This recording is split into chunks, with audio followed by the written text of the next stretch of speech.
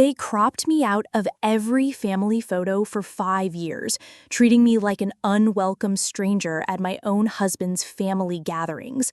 When the photographer was instructed to exclude me from the reunion portraits because I wasn't blood family, I simply smiled and handed the estate manager a set of keys. The same keys to the vacation compound they'd been using for decades. The property I'd just purchased after the previous owner defaulted. The announcement that their new landlord wanted a full family photo, including herself, made their forced smiles almost as satisfying as the genuine ones spreading across my face. The morning sun filtered through the gauze curtains of our bedroom as I stood before the full-length mirror, adjusting the emerald green dress I'd chosen specifically for today's family reunion. The fabric hugged my curves in a way that made me feel confident and powerful, qualities I'd need in abundance for what lay ahead. My reflection showed a woman who had learned to armor herself with grace, someone who had survived 5 years of subtle warfare disguised as family gatherings. "You look beautiful, Hannah," my husband David said from behind me, his voice carrying that familiar note of apology that had become too common in our conversations about his family. He knew what today would bring, the same pattern of exclusion and dismissal that had characterized every family event since our wedding. The difference was that this time I held cards they couldn't even imagine. "Thank you," I replied, fastening pearl earrings that had belonged to my grandmother. She'd been a woman who understood the power of appearing unruffled in the face of adversity. Today, I would channel her strength as I orchestrated the most satisfying revelation of my life. The drive to the Blackwood family compound took 90 minutes through winding mountain roads lined with autumn maples. The property had been in the Blackwood family for 3 generations, a sprawling estate with a main house, guest cottages, and private lake that served as the backdrop for decades of family memories. What David's relatives didn't know was that those memories were about to take on a very different meaning. My phone buzzed with a text from my real estate attorney. "Transfer complete. All documentation filed. Congratulations on your new property, Mrs. Chen." I smiled, slipping the phone back into my purse next to a set of brass keys that would soon change everything. The compound appeared around the final bend like something from a luxury magazine. 40 acres of pristine wilderness surrounding a stone and timber main house that could have housed a small village. Guest cottages dotted the shoreline, connected by flagstone paths that wound through carefully maintained gardens. The private dock extended into crystal clear water where a vintage boat waited for afternoon excursions. It was breathtaking. It was also mine. Cars filled the circular driveway as David's extended family arrived for their annual reunion. The same faces that had greeted me with polite coldness for 5 years now emerged from luxury vehicles, their designer casual wear and practiced smiles creating an atmosphere of wealth and exclusivity that had always made me feel like an intruder. Margaret Blackwood, David's mother, approached with the kind of smile that never reached her eyes. At 65, she carried herself with the imperious bearing of someone accustomed to having her preferences treated as law. Her silver hair was perfectly coiffed, her linen outfit crisp despite the humidity, and her disapproval of me was as palpable as expensive perfume. "Margaret, dear," she said, her voice carrying the particular tone reserved for unwelcome guests who couldn't be directly dismissed. "How lovely that you could make it." The subtext was clear. She'd hoped Anne wouldn't come, just as she hoped every year that I might develop enough social awareness to exclude myself from family gatherings.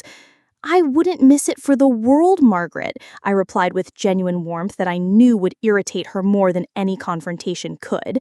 "This place is absolutely magical. I can see why your family treasures it so much."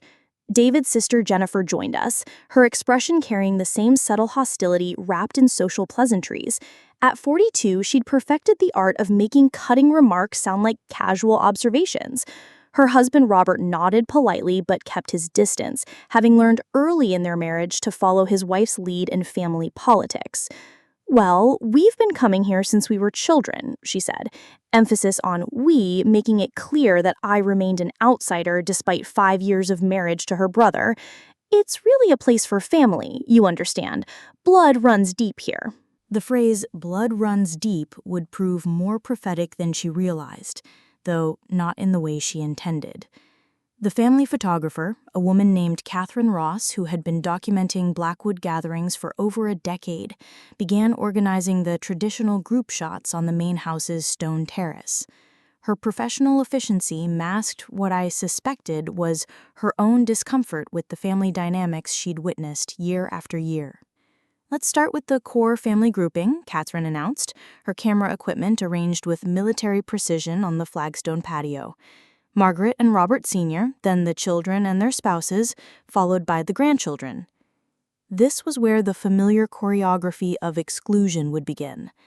I'd experienced it so many times that I could predict each movement, each subtle positioning that would gradually edge me out of frame until I stood alone on the periphery, watching through the viewfinder as smiling faces filled the screen without me.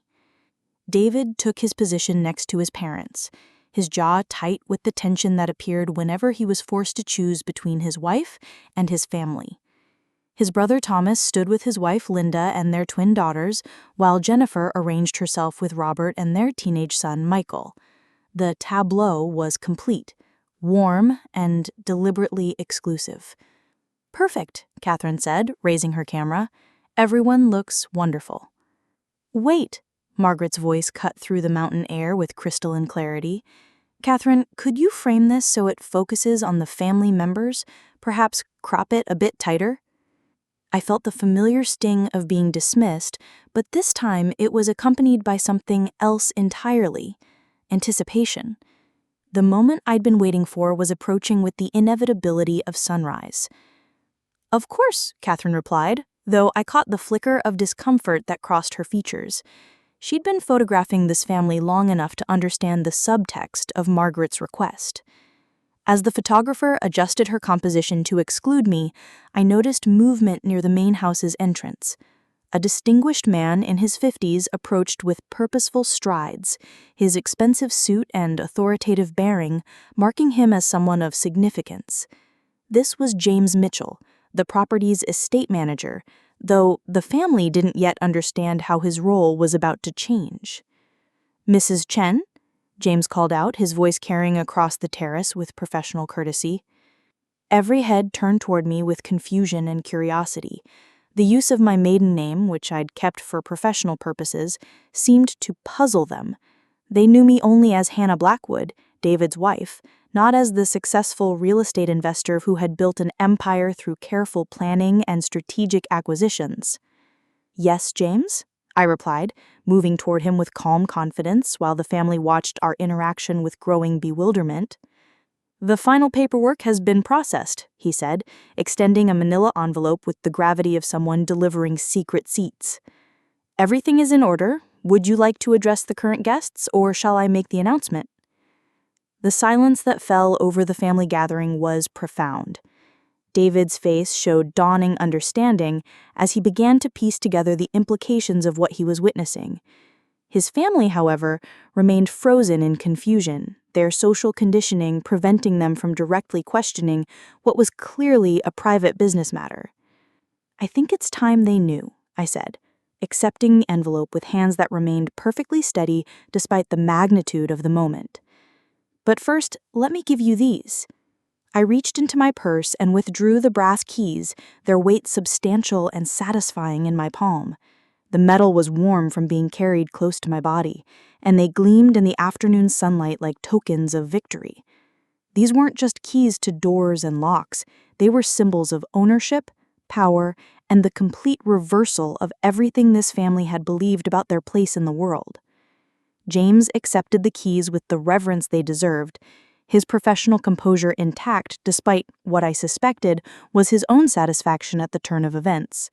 He'd managed this property for 15 years, dealing with the Blackwood family's assumption that their comfort and preferences were his primary concern. Today, he was learning that his loyalties now belonged elsewhere. "Ladies and gentlemen," James announced, his voice carrying the authority of someone about to deliver news that would reshape everything. "I'd like to introduce you to the new owner of the Blackwood Mountain compound, Mrs. Hannah Chen." The words landed like stones thrown into still water, creating ripples of shock that spread across every face on the terrace. Margaret's color drained so completely that I worried she might faint. Jennifer's mouth opened and closed soundlessly, her usual quick wit apparently failing her in the face of such an impossible revelation. Thomas gripped his wife's hand with white-knuckled intensity, while Robert looked like he was trying to solve a complex mathematical equation in his head. David's expression was the most complex of all: shock, pride, confusion, and what might have been admiration warred across his features as he processed the reality that his wife had not only purchased his family's most treasured property, but had done so without his knowledge. Our marriage had always maintained some financial independence, but this revelation exposed the true scope of my business activities. "I don't understand," Margaret said, her voice carrying a tremor I'd never heard before.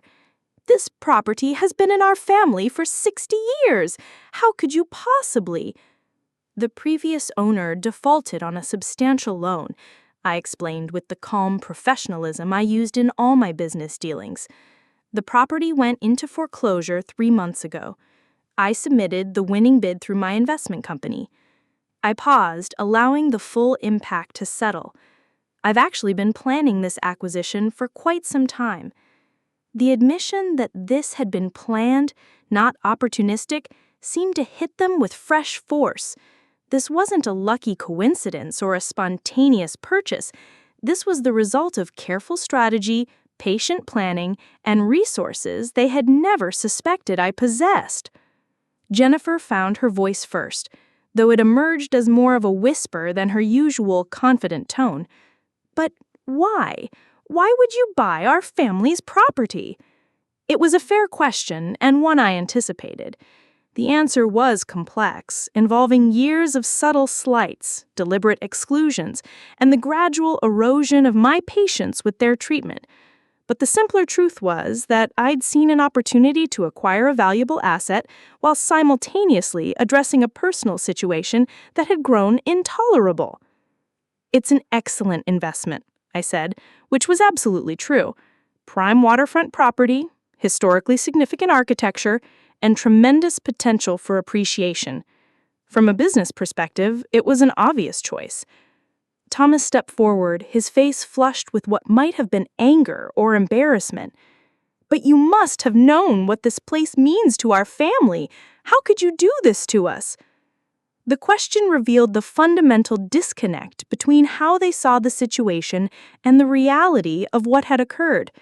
In their minds, I had done something to them, as if my legitimate purchase of a foreclosed property was somehow an act of aggression rather than a standard business transaction. I did exactly what any investor would do. I purchased a valuable property that became available through legal foreclosure proceedings. The fact that your family has sentimental attachment to it doesn't change the business reality. Catherine, the photographer, stood frozen with her camera still raised, apparently unsure whether to continue documenting what was clearly becoming a family crisis rather than a celebration. Her discomfort was palpable as she witnessed the collapse of the carefully constructed social order she'd been photographing for years. "What does this mean for us?" Linda asked, her voice barely audible. She was speaking for all of them, voicing the fear that had been growing as they processed the implications of my ownership. James stepped forward with the professionalism that had made him invaluable in his role as estate manager. "Mrs. Chen has graciously agreed to honor all existing reservations through the end of the calendar year. However, future use of the property will be subject to new arrangements." The phrase, "new arrangements," hung in the air like a sword suspended by a thread. They understood that their decades of assumed access to the property had just been revealed as far more fragile than they had ever imagined. Margaret rallied first, her social training kicking in, to help her navigate this unprecedented situation. "Of course, Hannah dear, we'll need to discuss terms. Perhaps we could arrange some sort of family rate, given our long history with the property." The request was pathetic in its transparency. The same woman who had spent 5 years treating me as an unwelcome addition to her family was now asking for special consideration based on that very relationship she'd worked so hard to minimize. We can certainly discuss arrangements, I agreed, though my tone suggested those discussions might not conclude the way she hoped. James has all my contact information for business matters. The distinction between business and personal relationships was deliberate and unmistakable. If they wanted to use the property, they would need to approach me as customers, not as family members expecting preferential treatment. David finally found his voice, though it carried a complexity of emotions I couldn't fully decipher. Hannah, how long have you been planning this? It was a question that cut to the heart of our marriage, asking not just about the property purchase, but about the level of financial independence and strategic thinking I'd maintained without his knowledge. The answer would reveal how much of my life I'd kept separate from our relationship. I've been building my investment portfolio for several years, I said, which was true without being complete. When I learned this property might become available, it seemed like a natural addition to my holdings.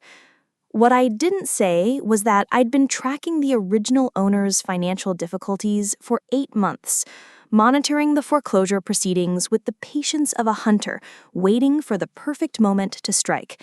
I'd done my research, understood the property's value and potential, and positioned myself to move quickly when the opportunity arose. Robert, who had remained silent throughout the confrontation, finally spoke up. How much are we talking about for future use of the property? It was a practical question, the kind that cut through emotional complexity to address immediate concerns. He was asking about money because money was something he understood, something that could be negotiated and managed in ways that family dynamics could not. James will provide you with a complete rate schedule, I said, deflecting the question while maintaining control over the information flow. I think you'll find my prices competitive with similar luxury properties in the region. The phrase competitive with similar luxury properties was carefully chosen. It indicated that they would be paying market rates, not family rates, and that their previous assumption of free or discounted access was now history. Jennifer's composure finally cracked completely. This is insane! You can't just buy our family's property and then charge us to use it. David, how can you let her do this to us? The appeal to David revealed the fundamental flaw in their understanding of both our marriage and the situation.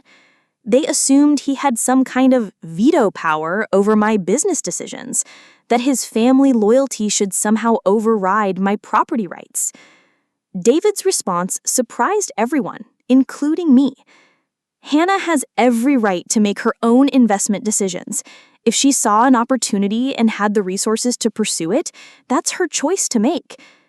His support, qualified though it was, marked a shift I hadn't expected. For the first time in 5 years, he was choosing my side in a family conflict, even though the stakes were higher than they'd ever been. Margaret's face hardened with the kind of anger that comes from having core assumptions challenged. David, this property has been in our family for 3 generations. How can you be so cavalier about losing it? We haven't lost it. It's still here, it's still beautiful, it's still available for family gatherings. The only thing that's changed is that we now need to approach Hannah as the owner, rather than assuming unlimited access.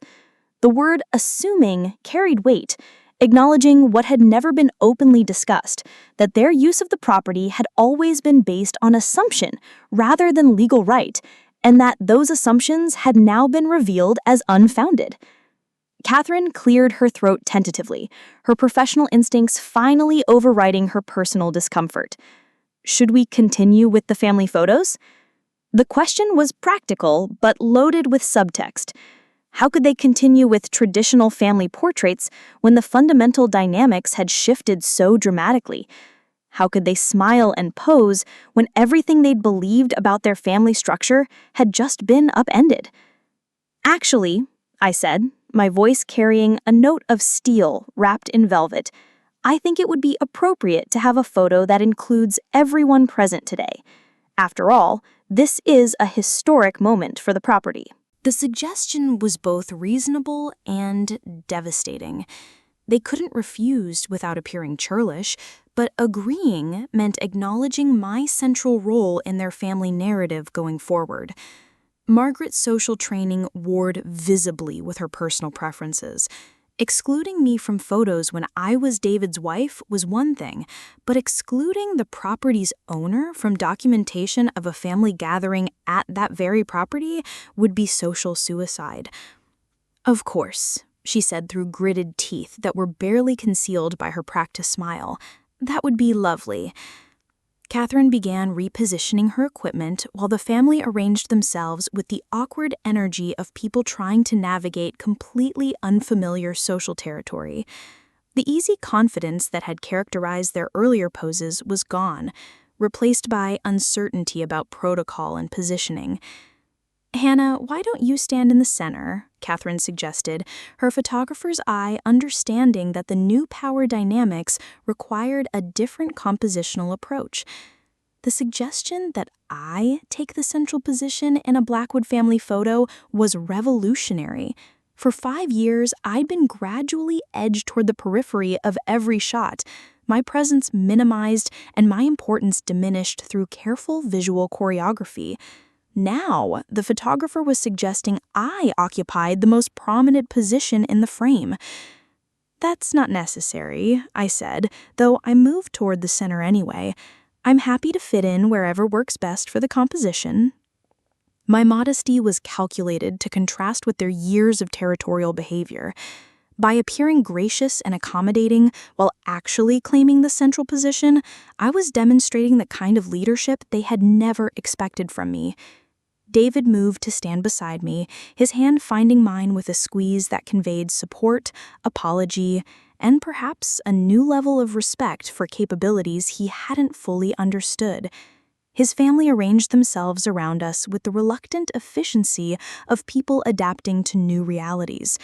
Margaret positioned herself on my other side, her smile brittle but determined. Jennifer and Thomas flanked their parents, while their spouses and children filled out the composition.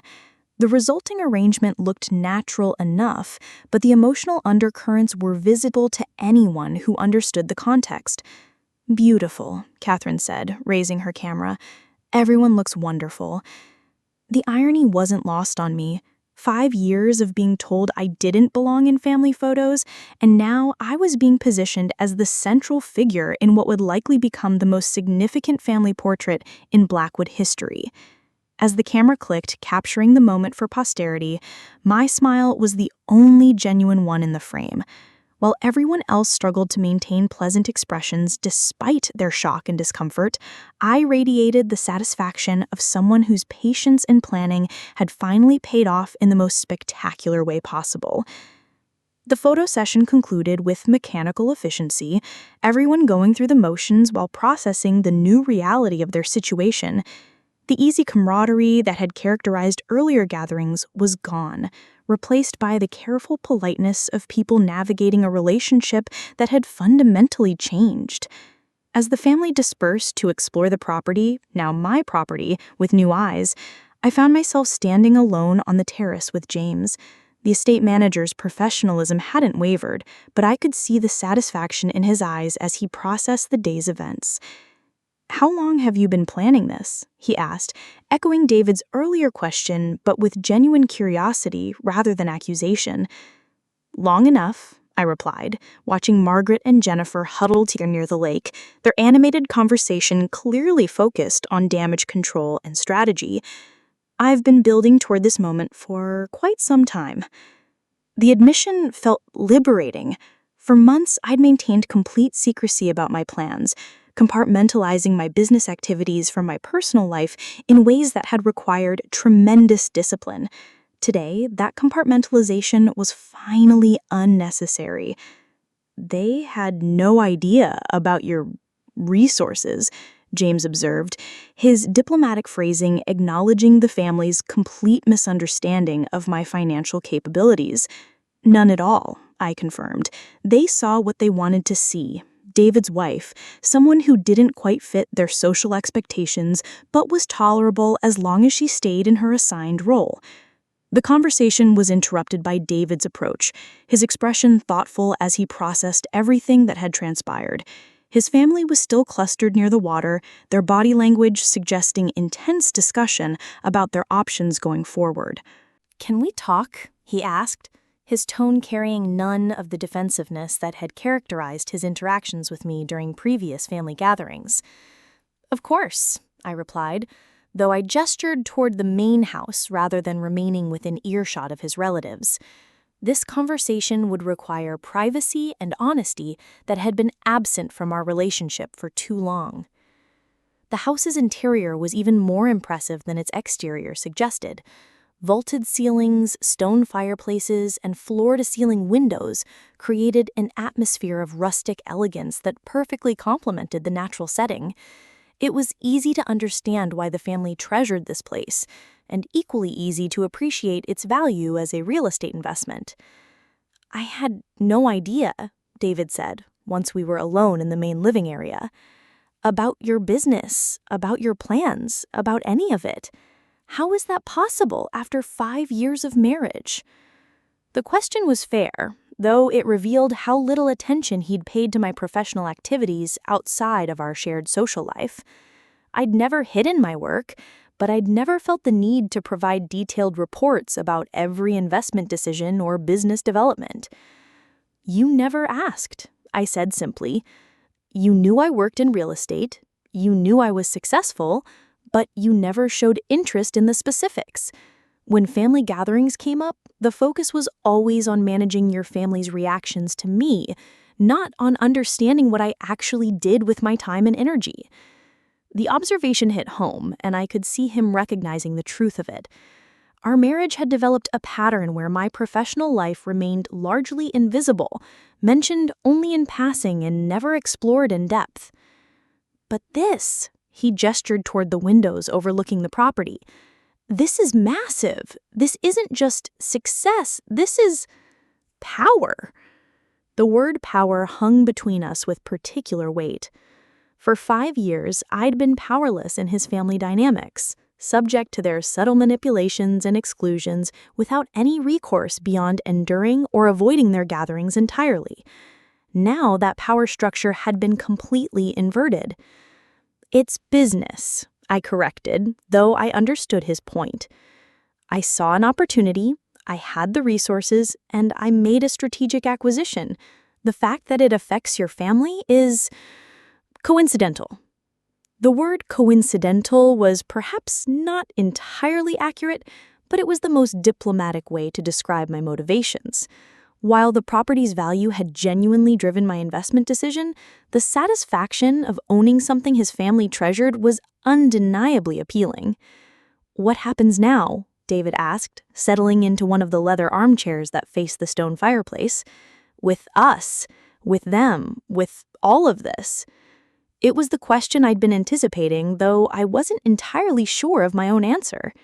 The acquisition had been more than real estate. It had been about establishing my position and demanding the respect that had been withheld for so long. Now that I achieved that goal, the future remained unwritten. "That depends," I said carefully, "on how your family chooses to handle this new reality and on how you choose to navigate the situation going forward." The reference to his choices was deliberate. For years, he'd tried to maintain peace by asking me to accommodate his family's preferences rather than asking them to accept me as his wife. That strategy was no longer viable now that I held the cards they most wanted to play. Through the windows, we could see his family still clustered near the lake, their discussion apparently ongoing. Margaret's animated gestures suggested she was formulating some kind of plan, while Jennifer's posture indicated resistance to whatever strategy was being proposed. "They're going to try to find a way to undo this," David observed, following my gaze. "My mother doesn't accept defeat easily." "There's nothing to undo," I replied with calm certainty. "The property transfer is complete, the documentation is filed, and the transaction is entirely legal. Whatever plan she's developing will need to work within those constraints. The finality of the situation was both liberating and slightly terrifying. I'd burned bridges that could never be rebuilt, shifted family dynamics in ways that couldn't be reversed, and claimed a position of power that would fundamentally change every future interaction. A knock at the main door interrupted our conversation. James appeared in the doorway with the deferential efficiency that marked his professional approach to all situations. "Mrs. Chen, the family has requested a meeting to discuss ongoing arrangements for the property. Would you prefer to handle this conversation now or schedule it for another time?" The request was inevitable, though sooner than I'd expected. Margaret's strategic mind had clearly moved past shock and into problem-solving mode, recognizing that their situation required immediate damage control. "Now is fine," I said, though I remained seated to establish that this would be a meeting conducted on my terms, in my space. "Please ask them to join us in the main living area." David squeezed my hand as we waited, his support more meaningful now than it had ever been during previous family conflicts. Whatever came next, we would face it as partners, rather than as a couple divided by competing loyalties. The family entered with the careful politeness of people approaching a negotiation they couldn't afford to lose. Margaret led the way, her composure restored, and her strategy apparently formulated. Jennifer and Thomas followed, their expressions serious but controlled, while their spouses and children remained outside, wisely avoiding involvement in adult business discussions. "Hannah, dear," Margaret began, her tone carrying the kind of warmth that appeared only when she needed something significant. "We've been discussing this situation, and we'd like to propose an arrangement that might work for everyone." The word propose was interesting, suggesting they understood they were negotiating from a position of weakness. The woman who had spent 5 years dictating terms was now asking for accommodation from someone she'd systematically excluded and dismissed. "I'm listening," I said, though my body language remained relaxed and non-committal. This was their meeting to conduct, their proposal to make, and their case to argue. Thomas stepped forward, apparently designated as the family's spokesperson for financial matters. "We understand that you've made a significant investment in this property, and we respect your business acumen in recognizing its value." The acknowledgement of my business skills was unprecedented, the first time any family member had expressed recognition of my professional capabilities. The praise felt hollow given its obvious strategic purpose, but it marked a shift in how they were choosing to engage with me.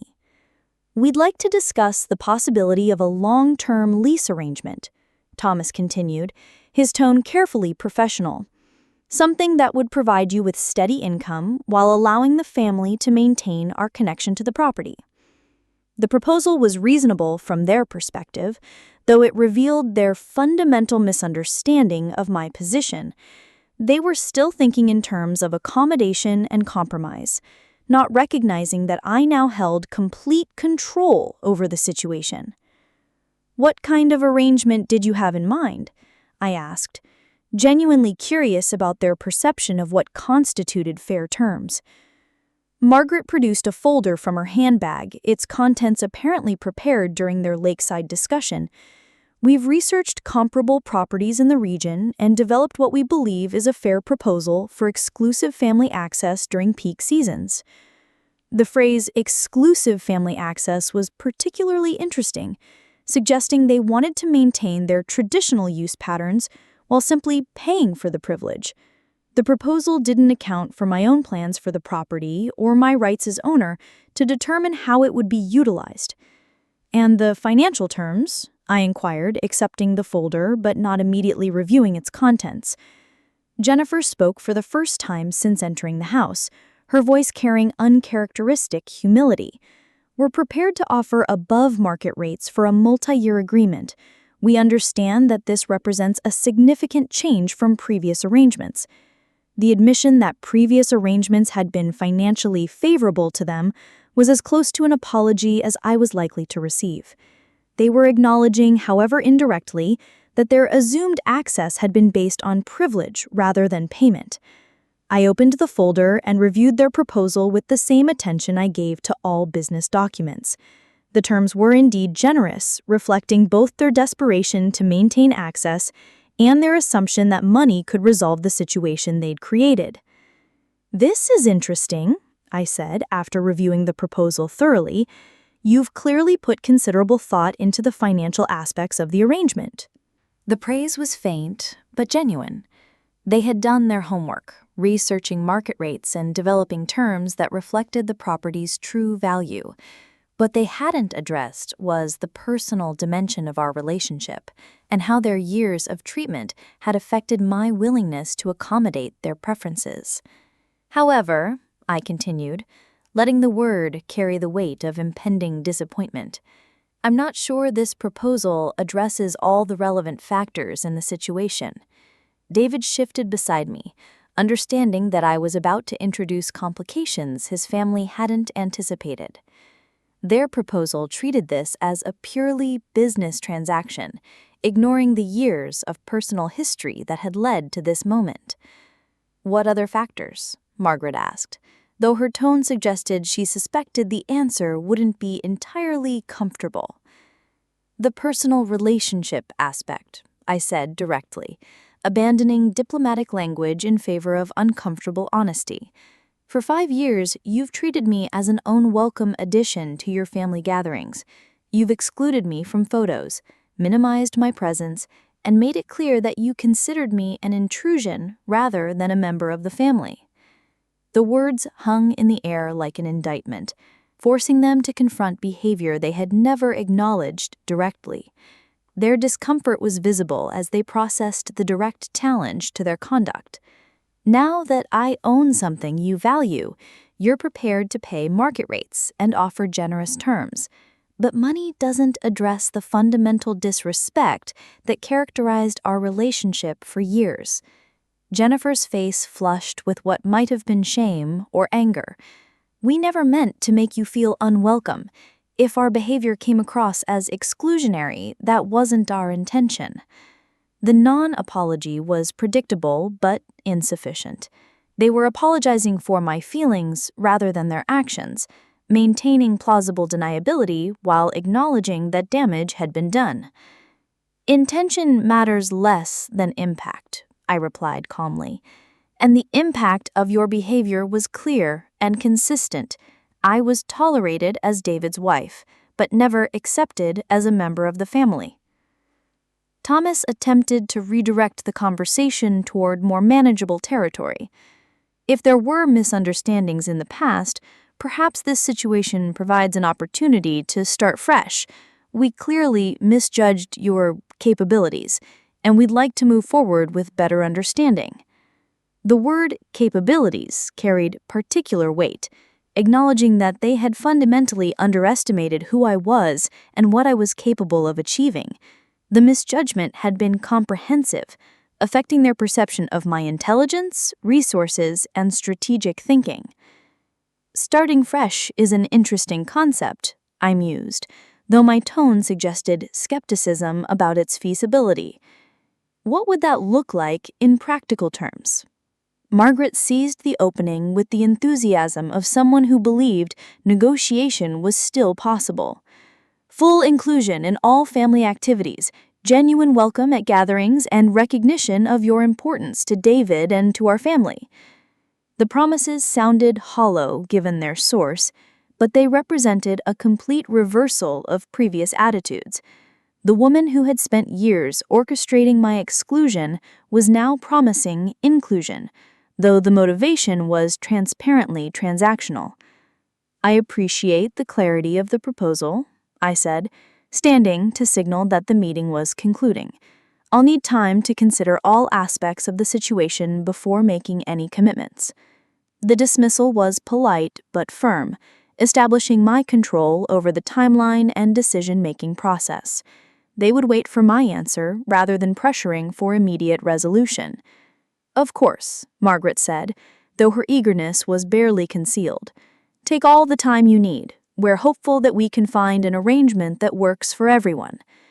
The phrase works for everyone was optimistic, given the fundamental power imbalance that now characterized our relationship. What worked for them was continued access to the property on reasonable terms.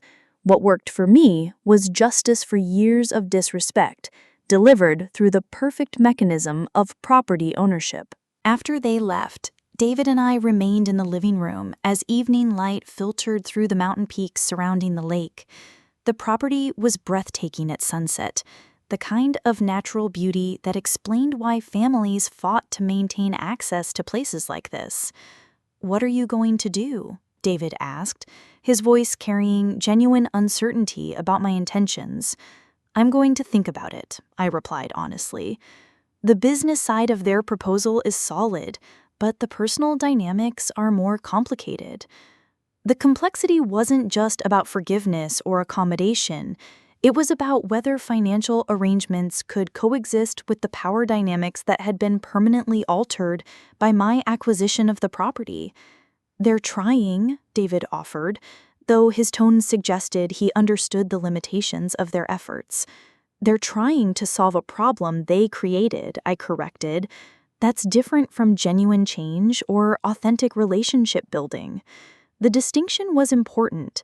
Problem solving was transactional, focused on achieving specific outcomes through strategic behavior. Relationship building required vulnerability, accountability, and genuine commitment to change, qualities I had yet to see from his family. That evening, we stayed in one of the guest cottages, the first night I'd ever spent on the property as its owner, rather than as a barely tolerated guest. The symbolism wasn't lost on me as I prepared for bed in a space that was now legally mine, surrounded by luxury that I had purchased rather than borrowed. The next morning brought fresh perspective and clarity about my path forward. I woke early, walking the property boundaries with a surveyor's eye and an owner's sense of responsibility.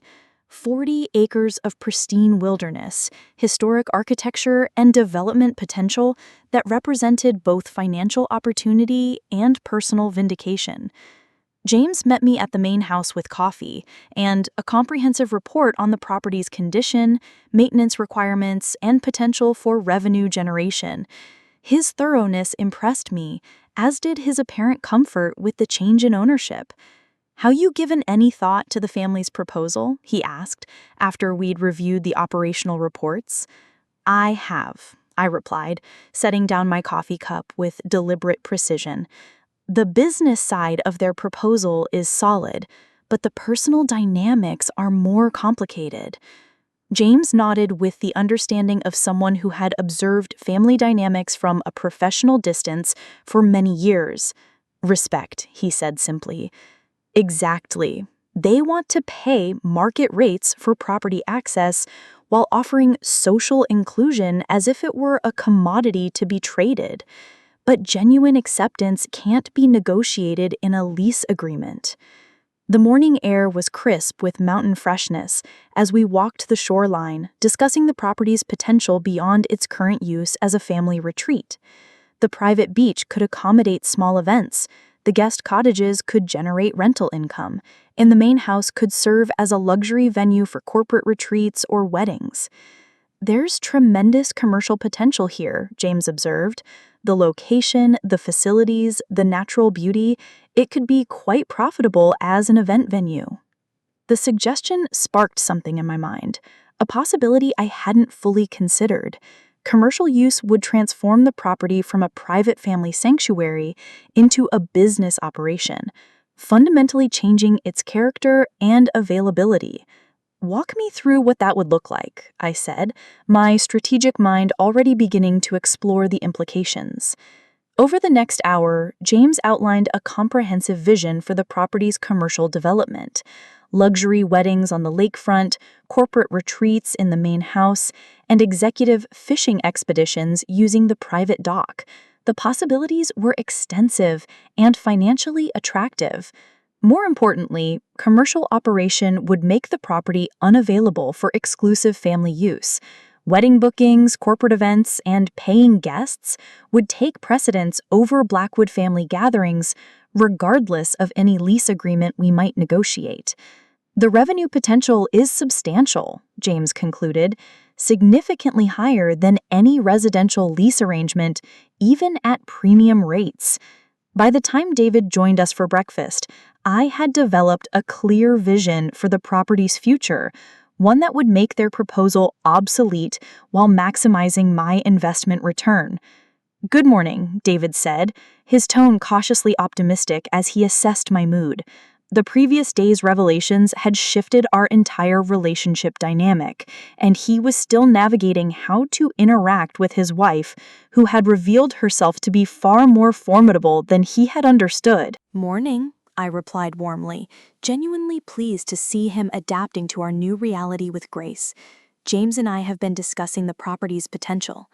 David accepted coffee and settled into the conversation with the careful attention of someone who understood that major decisions were being made. His family's future access to their treasured property hung in the balance of discussions he could influence but not control. "What kind of potential?" he asked, though his expression suggested he suspected the answer might complicate his family's hopes for continued use. "Commercial development," I said directly. "Wedding venue, corporate retreats, luxury event hosting. The property has tremendous potential for generating significant revenue through business operations." The implication was clear without being stated. Commercial use would make family gatherings impossible, or at least secondary to paying customers. Their proposal for exclusive access would be meaningless if the property was booked with events year-round. David processed this information with visible concern. That would completely change the character of this place. It's been a family sanctuary for generations. "It's been a family sanctuary that no one in the family actually owned," I corrected gently. "The previous owner's financial difficulties prove that sentimental attachment doesn't guarantee continued access to property you don't control." The lesson was harsh, but necessary. Their assumption that the property would always be available for family use had been based on wishful thinking rather than legal reality. My ownership simply made that vulnerability explicit. "What about my family's proposal?" David asked, revealing his divided loyalties between his wife's business interests and his family's emotional needs. "Their proposal assumes I want to operate this as a residential rental property, but the commercial potential is much more attractive from an investment perspective. Why accept lease payments when I could generate wedding venue fees that are 10 times higher?" The math was compelling and unarguable. Commercial operation would transform my investment from a modest rental income stream into a substantial profit center, while simultaneously making their desired use patterns impossible to maintain. James excused himself to handle morning operations, leaving David and me alone to discuss the personal implications of my business decision. The conversation we needed to have would require privacy and honesty that had been absent from our relationship for too long.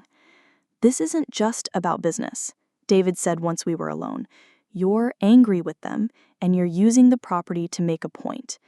His observation was perceptive and partially accurate. While the commercial potential was genuinely attractive, my satisfaction at disrupting their assumptions was undeniable. The opportunity to demonstrate power after years of powerlessness was intoxicating. I'm making a sound business decision, though I didn't deny the personal satisfaction it provided. The fact that it also addresses years of disrespectful treatment is coincidental. The word coincidental carried the same diplomatic weight I'd used the previous day, acknowledging David's insight while maintaining my position that business considerations were primary. "They're trying to make amends," David said, his tone carrying the pleading quality of someone caught between competing loyalties. "Yesterday's meeting was difficult for them. They're not used to asking for anything, and they certainly aren't accustomed to being in a position of weakness." "Exactly," I said, my voice carrying steel wrapped in silk. "They're uncomfortable with weakness because they've spent years exercising strength over me. Now that the power dynamic has shifted, they want to negotiate their way back to comfort." The analysis was accurate and unforgiving. They created a situation where they held all the social and emotional power, using their position to exclude and diminish me. Now that I held the practical power, they wanted to reset the relationship on more equitable terms. But power isn't something you can trade back and forth like property deeds. They established a dynamic where I was tolerated rather than welcomed, where my presence was minimized rather than celebrated. That dynamic can't be reversed through lease agreements and promises of inclusion. David absorbed this with the gravity it deserved. Our marriage had been affected by his family's treatment of me, creating tension and forcing him into uncomfortable positions where he had to choose between supporting his wife and maintaining family harmony. What would it take? What would need to happen for you to consider their proposal seriously? The question was fair, though the answer was complex. They had offered financial terms and social inclusion, but those gestures didn't address the fundamental issue of respect and recognition. Accountability, I said after considering the question carefully. Not apologies for my feelings, but acknowledgement of their behavior and its impact. Not promises of future inclusion, but recognition of past exclusion and why it was wrong. The distinction was important. They had offered to solve the problem going forward without acknowledging that they had created the problem in the first place. Real resolution would require them to confront their own conduct with honesty and humility. You want them to admit they treated you badly, David summarized. I want them to understand why their treatment was unacceptable, I corrected. Admission without understanding is just strategic positioning. Understanding without accountability is just intellectual exercise. I want both. The requirements I was setting were demanding, perhaps impossibly so. The Blackwood family had spent decades operating from positions of social and financial privilege, rarely forced to examine their own behavior or its impact on others. A knock at the cottage door interrupted our conversation. Through the window, I could see Margaret approaching with the determined stride of someone who had reached important decisions during her morning reflection. "She's here," David observed, unnecessarily, his tension visible as he prepared for another difficult family interaction. "Let her in," I said, remaining seated to establish that this would be another conversation conducted on my terms, in my space. Margaret entered with the controlled composure of someone who had spent the night formulating strategy. Her appearance was immaculate despite the early hour, her manner suggesting she had something important to communicate. "Hannah, dear," she began, her tone carrying more genuine warmth than I'd heard in 5 years. "I've been thinking about our conversation yesterday, and I realize that I owe you a more complete response to the situation." The phrasing was interesting, not an apology, but an acknowledgement that her previous response had been inadequate. She was approaching this interaction with more care and preparation than she had shown during our initial confrontation. "I'm listening," I said, gesturing for her to sit while maintaining the neutral tone I used for business discussions. Margaret settled into the chair across from me with unusual humility, her posture less imperious than typical. Whatever she had planned to say required a different approach than her usual commanding presence. "I've been thinking about the past 5 years," she said, her voice carrying uncharacteristic uncertainty, "about how we've welcomed you into our family, and about how that welcome might have felt from your perspective." The acknowledgement that there were multiple perspectives on our family interactions marked a significant shift in her approach. She was admitting, however indirectly, that her version of events might not be the only valid interpretation. "And what conclusions have you reached?" I asked, genuinely curious about her self-reflection process. "That we may have been less inclusive than we intended," Margaret said carefully, each word chosen with diplomatic precision. "Our family has strong traditions and established patterns, and we may not have adapted those patterns adequately to include new members." The admission was partial but meaningful. She was acknowledging that their behavior had been exclusionary while framing it as unintentional oversight rather than deliberate choice. It was progress, though not the full accountability I had requested. "Can you be more specific?" I pressed, unwilling to accept vague acknowledgments in place of concrete recognition. Margaret's discomfort increased visibly as she was forced to address specific behaviors rather than general patterns. "The photography situations, for instance, we may have been too focused on traditional family compositions without considering how that might feel to someone who is legally part of our family." The phrase legally part of our family was telling, suggesting she still distinguished between legal membership and authentic belonging. But her acknowledgement of the photography exclusions marked the first time she had directly addressed specific incidents of discriminatory treatment. "What else?" I asked, maintaining steady eye contact to encourage continued honesty. "The seating arrangements at dinners, the conversation topics that assumed shared family history, the inside references and private jokes that excluded you from full participation. Margaret's catalog of behaviors revealed more awareness than I had expected." Her ability to identify specific exclusionary practices suggested she had always been conscious of them, undermining any claim that the treatment had been unintentional. This was strategic behavior, not unconscious bias. "So, you knew," I said, making the implication explicit. "You were aware that your behavior was exclusionary, but you continued it anyway." The accusation hung between us with uncomfortable weight. Margaret's admission that she could identify specific exclusionary behaviors proved that she had been conscious of her choices and their impact.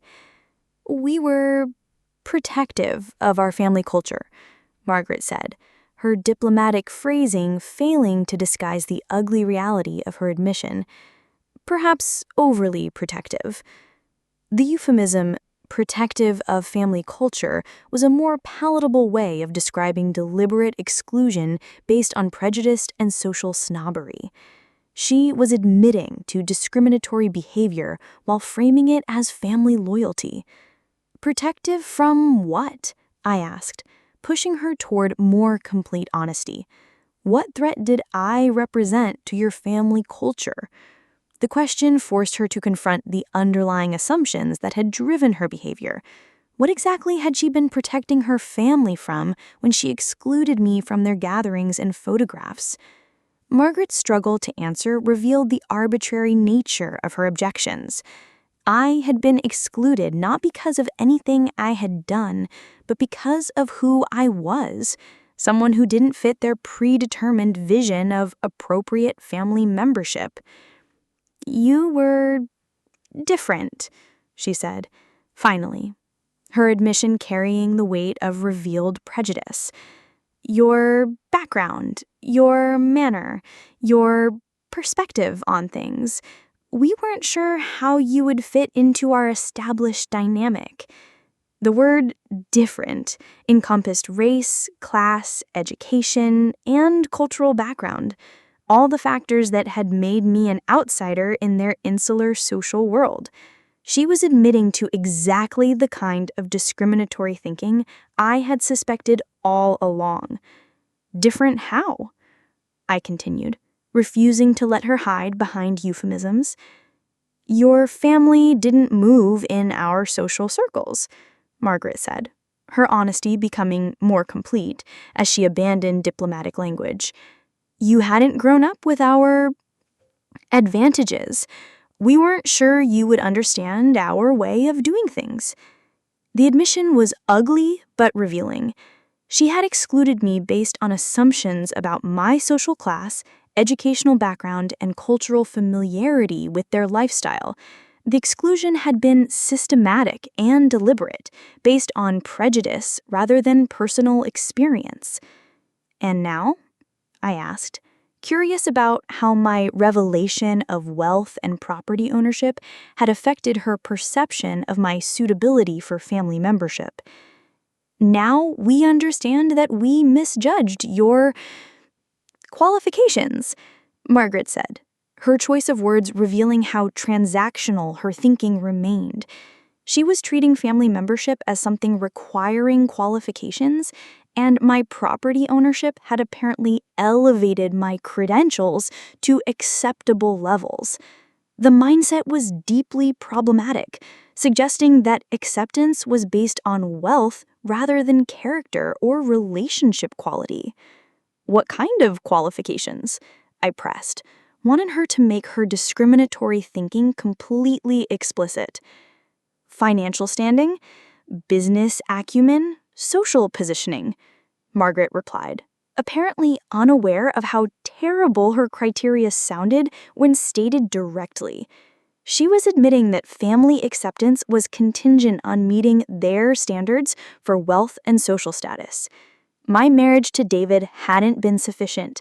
I needed to prove my worthiness through independent demonstration of financial success. David's sharp intake of breath indicated his shock at his mother's naked admission of class-based discrimination. Whatever family dynamics he had rationalized or overlooked were now impossible to ignore. "So you excluded me because you thought I wasn't wealthy enough or sophisticated enough to deserve inclusion in your family gatherings?" I summarized, making the ugly reality completely clear. "We were cautious about protecting our family's social position," Margaret said, her euphemisms growing weaker as the conversation continued. "You were prejudiced," I corrected, bluntly, abandoning diplomatic language in favor of accurate description. "You made assumptions about my worth based on superficial factors, and you treated me accordingly." The word prejudice landed like a physical blow, forcing Margaret to confront the true nature of her behavior without the cushion of polite terminology. Her discomfort was visible as she processed the accurate but damaging characterization. "Perhaps," she said quietly, the admission costing her visible effort, "perhaps we were unfair in our initial assessment." The concession was significant, though it still framed discrimination as unfairness rather than something more serious. She was admitting to prejudiced behavior while minimizing its severity and impact. "Unfair is understating it," I said, my voice carrying the accumulated pain of 5 years of systematic exclusion. "You treated me as unworthy of basic courtesy and inclusion based on assumptions about my background. That's not unfairness, that's discrimination." The word discrimination carried legal and moral weight that unfairness lacked, escalating the conversation beyond social awkwardness into territory with real consequences. Margaret's recognition of this distinction was visible in her increased discomfort. "What do you want from us?" she asked, her question carrying desperation rather than diplomacy. The shift from strategic positioning to direct appeal marked a fundamental change in our interaction. She was abandoning attempts to manage the conversation and instead asking for guidance about resolution. "I want recognition of what happened," I said, my voice steady despite the emotional weight of the moment. "Not strategic repositioning or damage control, but honest acknowledgement of discriminatory treatment and its impact." The requirement was demanding but fair. Real resolution required them to confront the full scope of their behavior rather than minimizing it as social awkwardness or cultural misunderstanding. "And then what?" Margaret asked, her tone suggesting she was prepared to meet whatever requirements I established. I replied, "Then we discuss whether there's a foundation for moving forward," unwilling to promise outcomes before the process was complete. The answer was honest but unsatisfying, offering hope for resolution without guaranteeing it. Real change would require sustained effort and demonstrated commitment, not just verbal acknowledgments extracted under pressure. "I discriminated against you based on class prejudice and social snobbery," Margaret said suddenly, her admission stark and complete. "I treated you as unworthy of full family membership because I made assumptions about your background and qualifications that were both wrong and irrelevant." The statement was everything I had hoped for: direct, specific, and unequivocal. She was taking full responsibility for discriminatory behavior without euphemisms or qualifications. "Why?" I asked, though the answer was less important than her willingness to examine her own motivations. "Because I was threatened by change," Margaret admitted, her honesty becoming more complete as she abandoned defensive positioning. "Our family has operated in specific social circles for generations. We've had certain assumptions about the kind of people who belong in those circles. You challenged those assumptions, and I responded by trying to exclude you rather than examining whether our assumptions were valid." The explanation revealed the insecurity underlying her discriminatory behavior. Rather than adapting to new realities, she had tried to preserve familiar patterns through exclusion and control. And the photography exclusion specifically, I pressed, wanting acknowledgement of the most visible and hurtful manifestations of her discrimination. I instructed photographers to minimize your presence because I didn't want family records to reflect changes I wasn't ready to accept, Margaret said, her admission revealing the calculated nature of her exclusionary behavior. The statement was devastating in its honesty. She had deliberately manipulated family documentation to erase my presence, creating a visual record that reflected her preferences rather than reality. That was cruel, David said, his voice carrying shock and disappointment at his mother's revealed behavior. Yes, Margaret agreed, her acceptance of the characterization marking a complete abandonment of defensive rationalization. It was cruel, and it was wrong, and it caused real harm to someone who deserved better treatment. The acknowledgement was comprehensive and unqualified, accepting both the behavior and its impact without reservation. It was more than I had expected, and exactly what was needed for any possibility of moving forward. "What now?" David asked, his question directed at both of us as we navigated unprecedented territory in family relationships. "Now we see whether acknowledgement can become the foundation for genuine change," I replied, my anger beginning to transform into something more complex and potentially constructive. The morning had produced more honesty than 5 years of family gatherings combined. Whether that honesty could translate into sustainable relationship improvement remained to be seen, but it was a more solid foundation than any financial arrangement could provide. Margaret's phone buzzed with an incoming call, which she ignored in favor of maintaining our conversation's momentum. The gesture was small but significant, indicating that she was prioritizing this discussion over other obligations. "What would genuine change look like?" she asked, her question suggesting readiness to make substantive commitments rather than superficial adjustments. "Integration rather than accommodation," I said, my answer reflecting years of thinking about what authentic family membership would require. Not special treatment or artificial inclusion, but natural participation based on actual relationship rather than strategic positioning. The distinction was important. Accommodation involved making space for someone reluctantly, while integration meant embracing them as a natural part of the family dynamic. The difference would be visible in countless small interactions and assumptions. "How do we achieve that?" Margaret asked, her question revealing genuine uncertainty about how to repair years of damaged relationship dynamics. "Time, consistency, and authentic effort," I replied honestly. "You can't undo 5 years of exclusionary treatment with a single conversation or a lease agreement. Real change requires sustained commitment and demonstrated behavior over time. The timeline I was describing was lengthy and demanding, requiring them to maintain changed behavior long enough to prove its authenticity. Quick fixes and strategic positioning wouldn't be sufficient." "And the property situation?" Margaret asked, returning to the practical concerns that had initiated our entire confrontation. "That depends on whether this conversation represents genuine change or temporary strategy," I said, unwilling to make commitments before seeing evidence of sustained behavioral modification. The answer was fair, but frustrating, linking their access to something they valued with their treatment of someone they had devalued. It was exactly the kind of accountability that had been missing from our relationship dynamics. "We need to discuss this as a family," Margaret said, her response indicating recognition that individual commitment wouldn't be sufficient without broader family buy-in. "Yes," I agreed.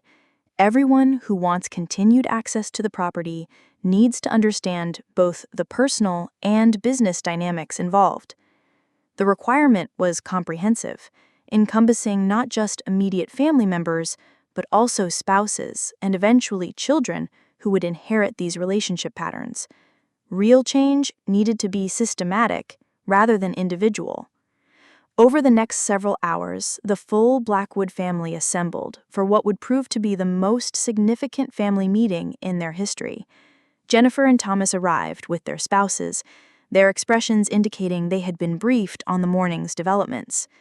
The living room that had witnessed yesterday's shocking revelation now hosted a more complex negotiation about family relationships, property rights, and the possibility of moving forward from years of damaged dynamics.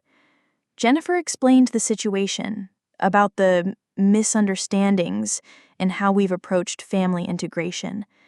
The euphemistic language suggested she was still processing the full implications of her mother's admissions, struggling to reconcile family behavior she had participated in with moral standards she presumably held. Not misunderstandings, I corrected gently but firmly. Discriminatory treatment based on class prejudice and social assumptions. The direct language forced everyone to confront the accurate description of family behavior rather than hiding behind diplomatic terminology. If we were going to address the problem, we needed to name it correctly. Thomas shifted uncomfortably in his chair, his body language indicating recognition of behavior he had witnessed but not challenged. We went along with patterns that we should have questioned. His admission was less complete than his mother's, but represented acknowledgement of complicity in discriminatory treatment. He was admitting to enabling behavior he recognized as problematic. Why didn't you question those patterns? I asked, curious about the family dynamics that had allowed systematic exclusion to continue without internal resistance.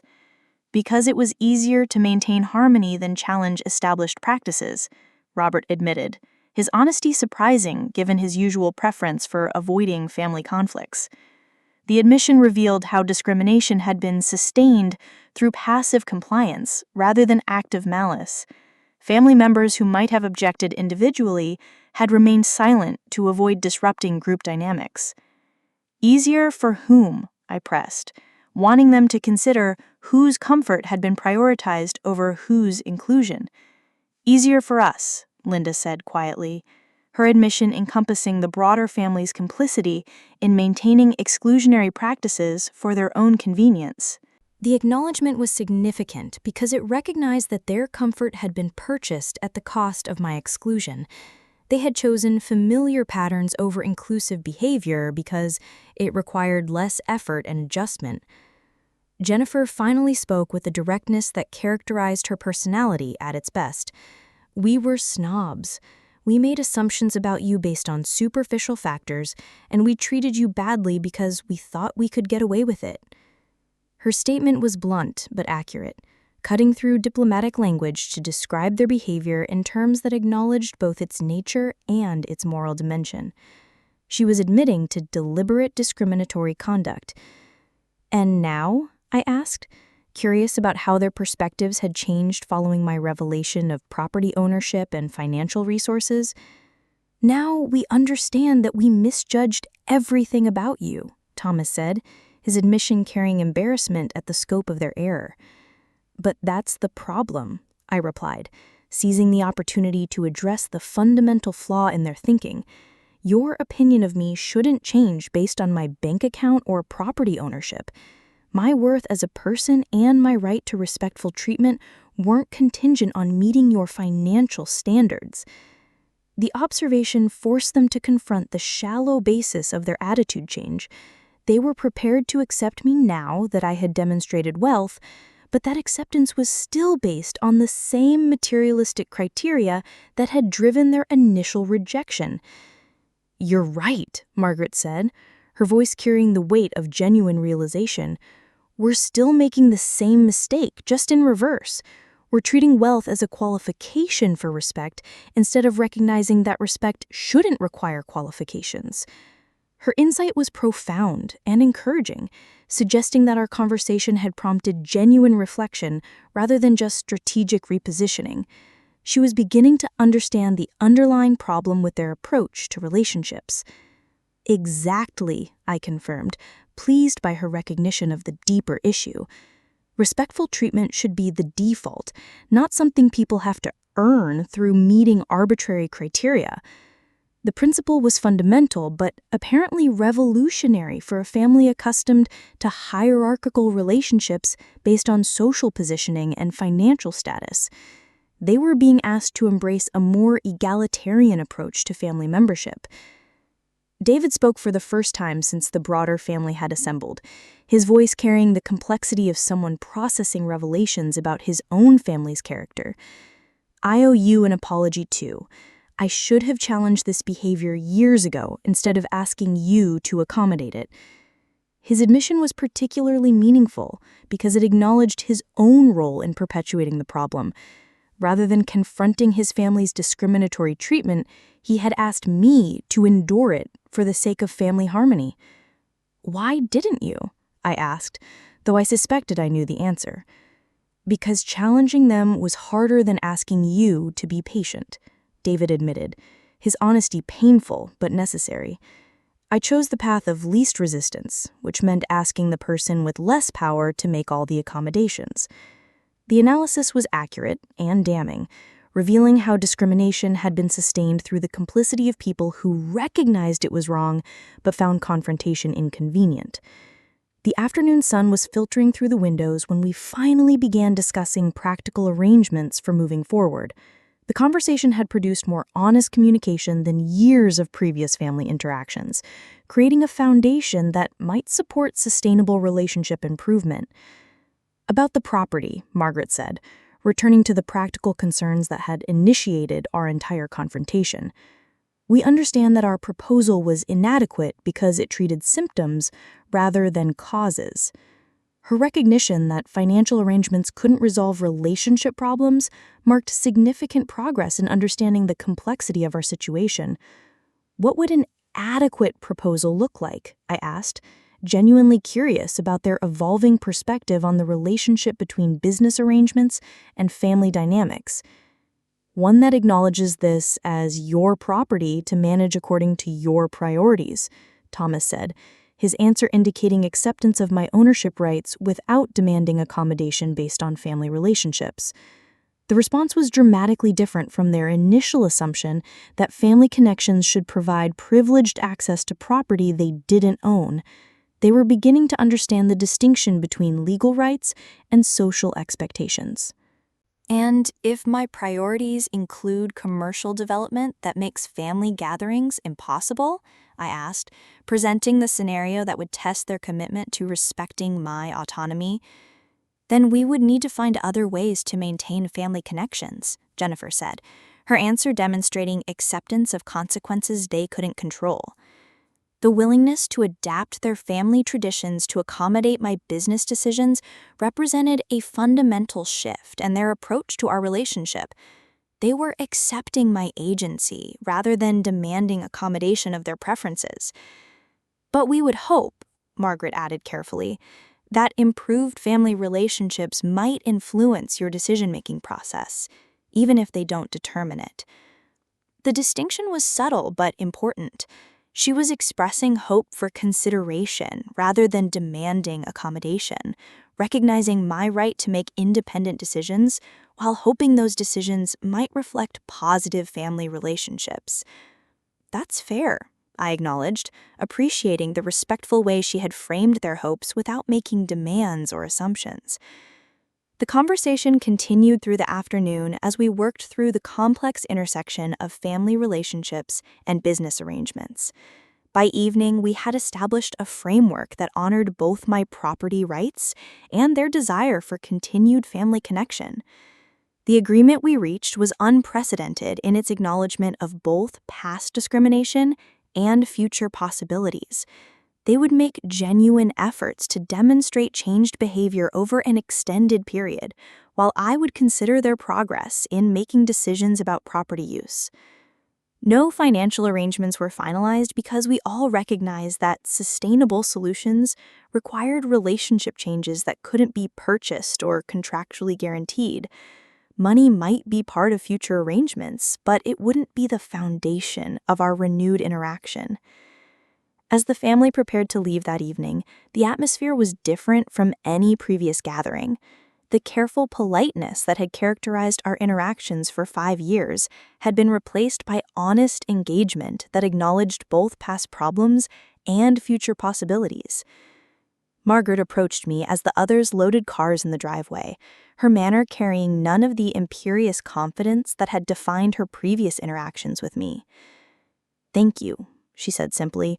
Her gratitude encompassed both my patience with the day's difficult conversations and my willingness to consider forgiveness despite years of poor treatment.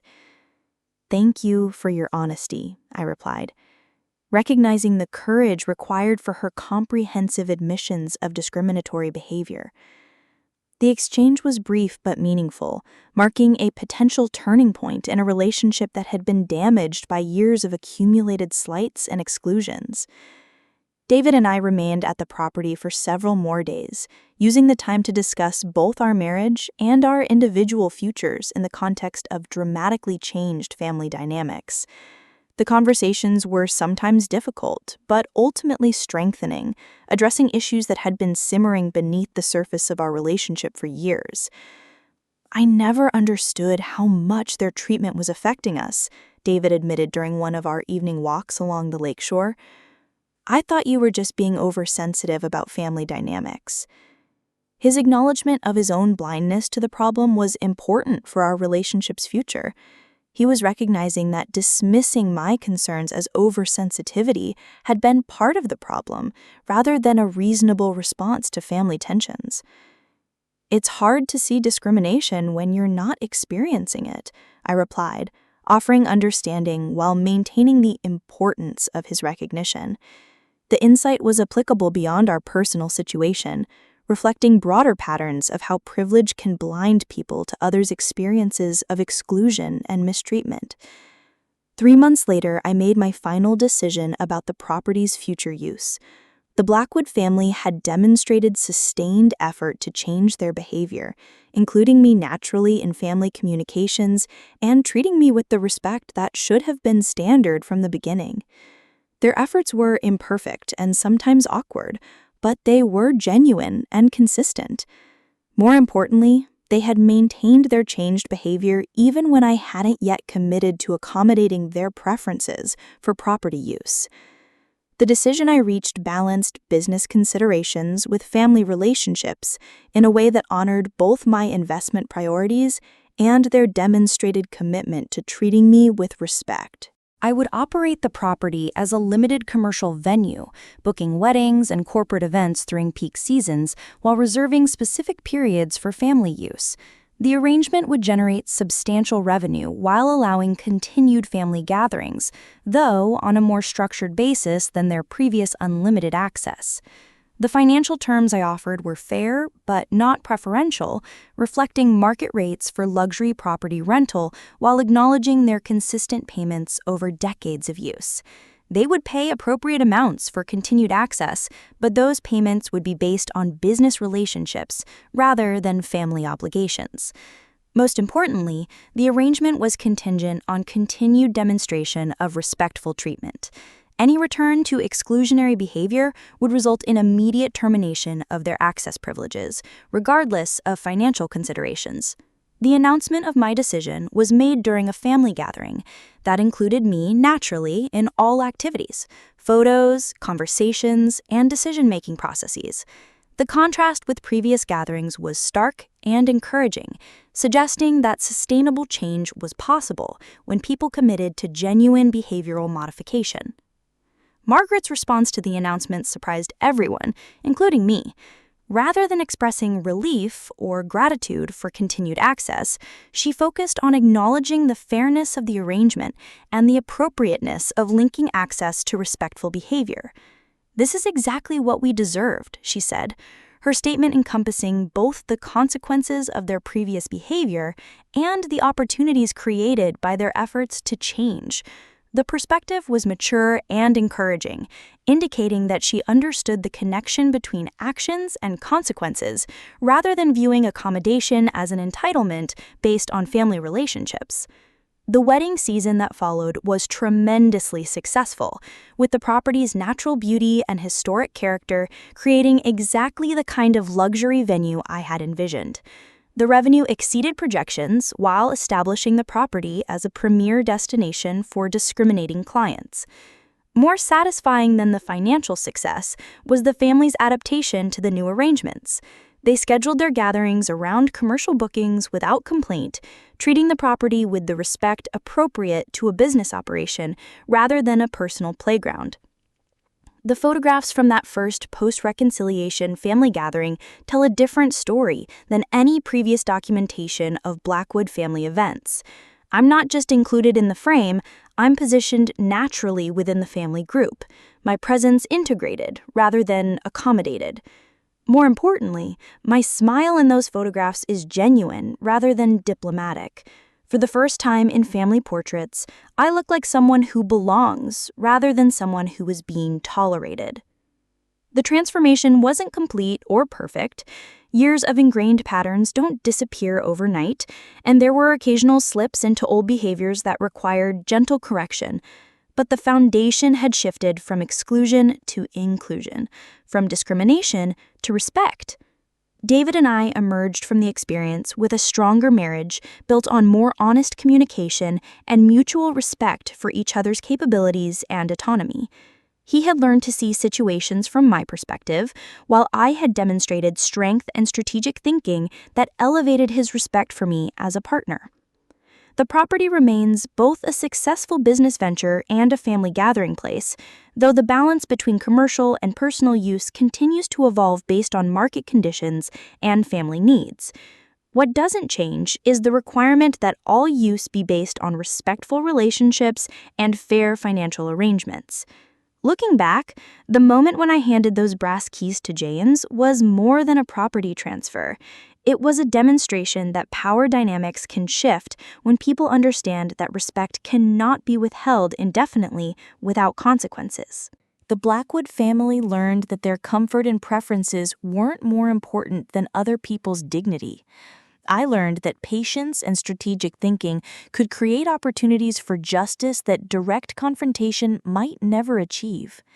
Most importantly, we all learned that authentic family relationships require mutual respect rather than hierarchical accommodation, and that genuine change is possible when people are willing to examine their own behavior honestly and commit to future change. The brass keys that started this transformation now hang in my office, a reminder that ownership creates both opportunities and responsibilities. I own a property that generates substantial income and provides a gathering place for family celebrations. More importantly, I own my place in the family narrative as someone whose presence is valued rather than tolerated. The photograph from that first honest family gathering sits framed on my desk, showing faces that reflect genuine happiness rather than social obligation. It's not just a family portrait, it's documentation of what becomes possible when people choose inclusion over exclusion, respect over prejudice, and authentic relationship over social positioning. Sometimes the most satisfying victories are the ones that create more winners than losers, transforming situations where everyone felt threatened into arrangements where everyone can thrive. The Blackwood Mountain compound represents exactly that kind of victory, a place where business success and family healing could coexist, where past discrimination could be acknowledged and overcome, and where the power of ownership could be used to create justice rather than revenge.